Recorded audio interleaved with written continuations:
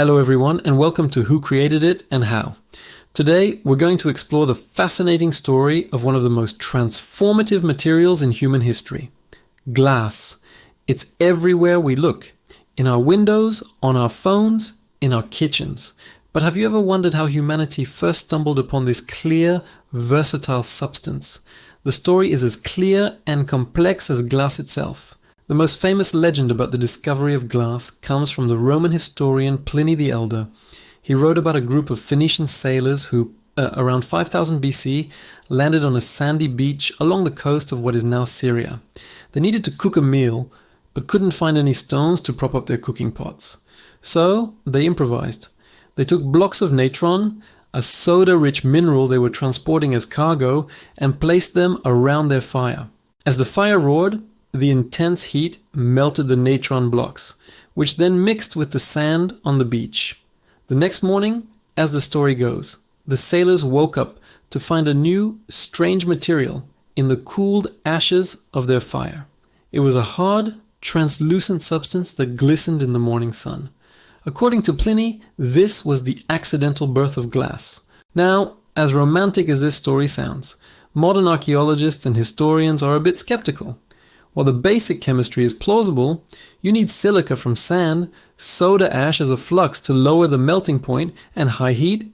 A simple beach bonfire probably wouldn't get hot enough to create glass. The temperatures required are well over 1500 degrees Celsius, or about 2700 degrees Fahrenheit, which is much hotter than a typical open campfire. So if not the sailors, then who? The real story is likely less about a single aha moment and more of a gradual evolution. The earliest evidence of human-made glass dates back much further, to around 3600 BC in Mesopotamia, the region of modern-day Iraq and Syria. These early glass objects weren't transparent like the glass we know today. They were small, opaque beads, often colored blue or green, and were considered precious luxury items, almost like jewels. How did they make them? It's believed that glassmaking likely evolved as a byproduct of other high-temperature crafts, like pottery and metalworking. Ancient potters had kilns that could reach the extreme temperatures needed to melt sand. They also used glazes to coat their pottery, and some of these glazes are essentially a thin layer of glass. It's very possible that a potter, experimenting with different minerals to create new glaze colors, accidentally created a lump of glass at the bottom of their kiln. Instead of a clear sheet, they would have found a colored, opaque chunk of material. Recognizing its beauty, they started to intentionally produce it. These early glassmakers were highly skilled artisans, and their secrets were closely guarded. For centuries, glass was a status symbol owned only by pharaohs, kings, and the ultra-wealthy. In ancient Egypt, glass vessels were as valuable as gold and were often buried in tombs to accompany royalty into the afterlife. The techniques used were painstaking. Early glass couldn't be blown. Instead, artisans used a method called core forming. They would create a core shape out of clay and dung, wrap molten glass around it, and then roll it on a flat surface to smooth it out. Once cooled, the core would be scraped out, leaving a hollow vessel. It was a slow, difficult process, which is why these items were so rare and expensive. For thousands of years, glass remained an exclusive luxury. But then came a revolutionary invention that would democratize glass and change the world forever. Around the 1st century BC, somewhere along the Syro-Palestinian coast, an unknown genius invented glass blowing. This was a game changer. Using a long, hollow tube called a blowpipe, a glassmaker could gather a blob of molten glass on the end and inflate it just like a balloon. This technique was incredibly fast and efficient compared to the old core forming method. Suddenly, glass could be made quickly, cheaply, and in a vast array of new shapes and sizes. Vases, bowls, cups, and jars could now be produced for the masses. The Romans, with their incredible engineering and trade networks, embraced this new technology and spread it throughout their empire. Roman glass workshops popped up from Britain to Egypt. For the first time in history, ordinary people could afford glass tableware. They also began to experiment with making flat glass for windows, though it was often cloudy and uneven.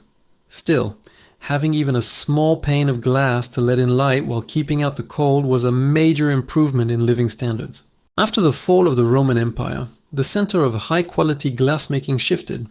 The Islamic world became a hub of innovation, perfecting techniques for cutting, engraving, and creating stunningly intricate stained glass. Meanwhile, in Europe, the artisans of Venice rose to prominence. On the island of Murano, Venetian glassmakers refined their craft to an art form, creating a crystal-clear glass called cristallo that was the envy of the world. The secrets of their trade were so valuable that the Venetian government moved all glass production to Murano to prevent espionage and protect their monopoly. Glassmakers were forbidden from leaving, but they were also treated like royalty within their island community. The next major leap forward came in the 17th century. In England, an industrialist named George Ravenscroft was trying to compete with Venetian cristallo. He experimented with adding lead oxide to the glass mixture. The result was lead crystal, a glass that was heavier, softer, and sparkled more brilliantly than any glass before it. This new material was easier to cut and engrave, leading to the beautiful decorative glassware we associate with that era. Around the same time, innovations in furnace technology led to the ability to produce larger, flatter, and clearer sheets of glass. This made architectural glass, windows, more practical and affordable. Buildings could now have large windows, flooding interiors with natural light and forever changing architecture, and the way we live and work. The Industrial Revolution in the 18th and 19th centuries supercharged glass production.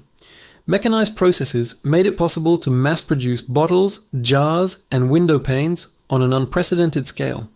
One of the most significant inventions was the cylinder-blown sheet process, where a massive glass cylinder was blown, cut open, and flattened into a sheet. This allowed for much larger panes of glass than ever before. But the true revolution in flat glass production arrived in the 1950s with the float glass process, invented by Sir Alistair Pilkington in the UK. This was pure genius. In this method, molten glass is poured onto a bath of molten tin. Because the glass is lighter than the tin, it floats on top, spreading out to form a perfectly flat, uniform sheet. As it moves along the tin bath, it cools down and solidifies before being lifted off. The float glass process is how virtually all the flat glass in the world is made today. It's what makes possible the massive glass skyscrapers that define our modern cities, the windshields of our cars, and the picture windows in our homes. It gave us perfectly clear, distortion-free glass at a low cost. And the story of glass isn't over. Today we have specialty glass that is stronger than steel, like the Gorilla Glass on your smartphone. We have fiber optic cables, thin strands of pure glass, that transmit data at the speed of light, powering our internet. We have smart glass that can turn from clear to opaque with the flick of a switch, and photosensitive glass that darkens in sunlight. From an accidental discovery on a sandy beach, or more likely in a potter's kiln, glass has evolved into a high-tech material that is fundamental to modern life. It's a substance born from sand and fire, a perfect blend of art and science. The next time you look through a window or tap on your phone screen, take a moment to appreciate the thousands of years of human ingenuity captured in that simple, transparent material. Thanks for joining us on Who Created It and How. If you enjoyed this journey through the history of glass, don't forget to like, subscribe, and hit that notification bell so you don't miss our next exploration. See you next time.